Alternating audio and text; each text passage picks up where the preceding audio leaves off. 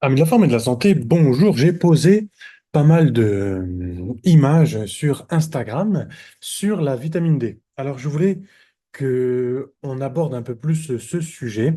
La vitamine D permet de fabriquer de la testostérone et on a vu que plus on a de la vitamine D, plus on a la possibilité de fabriquer de la testostérone. Bon, il y a aussi le zinc qui rentre en jeu ainsi que le sélénium. On a vu que la vitamine C peut baisser le stress oxydatif au niveau des gonades des hommes, hein. Donc, on fabriquerait plus de testostérone aussi avec la vitamine C, mais la vitamine D est l'une des vitamines les plus importantes pour fabriquer de la testostérone. Et en plus, elle peut fabriquer du muscle aussi directement vers les cellules musculaires. Mais ça, c'est encore une autre histoire.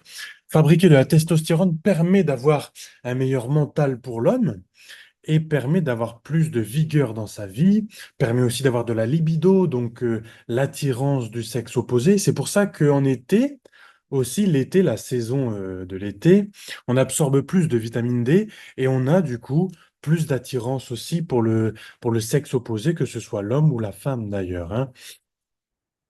Et donc aussi là ici, je voulais faire aussi un lien parce que comment? Parce que la vitamine D qu'on absorbe par le soleil, donc ici à gauche, et aussi la nutrition. Mais la nutrition, c'est tellement faible, eh ben, on peut voir d'ailleurs 80% et 20%, mais je pense qu'on est plus à 95% et peut-être 5% d'absorption par la nutrition, donc c'est vraiment très faible. Donc on l'absorbe ici par la peau, d'ailleurs, d'accord, hein. Donc si on a la peau blanche, on en absorbe énormément. On peut passer effectivement 10 minutes au soleil, voire 15 minutes au soleil quand on a la peau blanche. Et quand on a la peau plus bronzée, on va passer 20-25 minutes. Et si on a la peau carrément noire, là, il faut passer effectivement euh, 1 heure, voire plus, pour absorber un bon taux de prévitamine D3.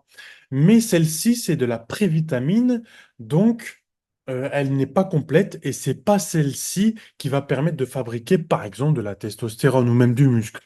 D'accord? Donc, on va aller dans la circulation sanguine et on va passer d'abord par le foie.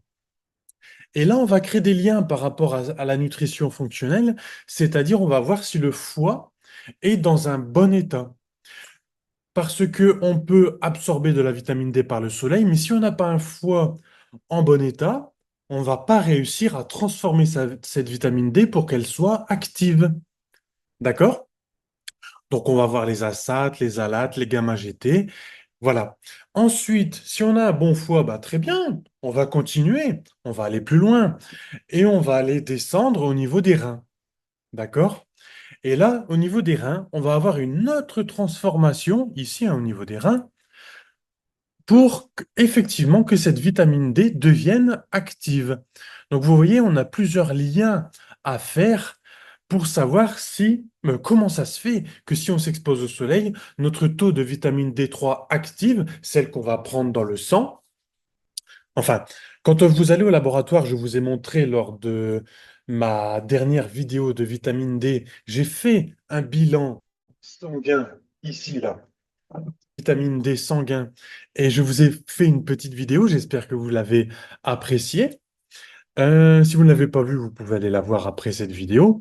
Et je vous ai expliqué comme quoi mon taux de vitamine D, tout ça, voilà. Et ici, je vous montre comme quoi ça passe par le foie, ça passe par les reins. Et là, les reins, il faut aussi voir sur un petit bilan sanguin, voir si euh, on a des bons reins par la créatinine, par l'urée, etc. On peut le voir sur une prise de sang aussi, et c'est très bien de faire cette prise de sang annuelle, par exemple. Pour ceux qui ne l'ont jamais faite, vous pouvez aller demander à votre médecin pour le faire. Euh, si vous voulez tenter votre chance, vous pouvez lui demander de rajouter la vitamine D. Alors, s'il vous demande des explications et tout, ben, vous lui dites peut-être que vous faites de la musculation, vous voulez avoir plus de muscles, vous vous sentez pas trop bien, j'aimerais bien savoir si j'ai un bon taux de vitamine D. Voilà. Puis s'il ne veut pas, ben, vous demandez au laboratoire euh, la vitamine D. Et là, eh ben, ils vont vous le faire. Bien sûr, ça sera payant, mais c'est pas trop cher. C'est dans les 10 € par là, selon le laboratoire. D'accord? Donc, vous voyez qu'on passe par le foie, par le rein, et bien sûr, il faut s'exposer au soleil, bien sûr, dans un premier temps. Voilà. Donc, c'était pour vous dire qu'il ne suffit pas de s'exposer au soleil. Il faut aussi avoir un foie dans le meilleur état possible, les reins dans un meilleur état possible. Donc, on peut déjà commencer à s'hydrater pour améliorer la fonction rénale. Tout ça, bien sûr, avoir une bonne nutrition le mieux possible, anti-inflammatoire, antioxydante, tout ça. Et puis avoir un mode de vie, une hygiène de vie pour améliorer tout ça, bien sûr. Et c'est pour ça que la testostérone, généralement, est liée à un mode de vie.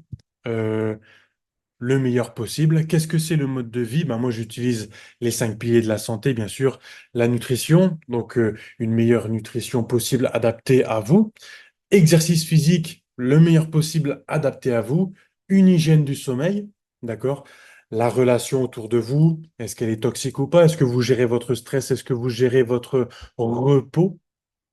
Et tout ça, ça fait le mode de vie. Je vous souhaite de garder la forme. À bientôt. Laissez-moi un commentaire si ça vous a plu. Je vous aime. Paix à vous. À bientôt.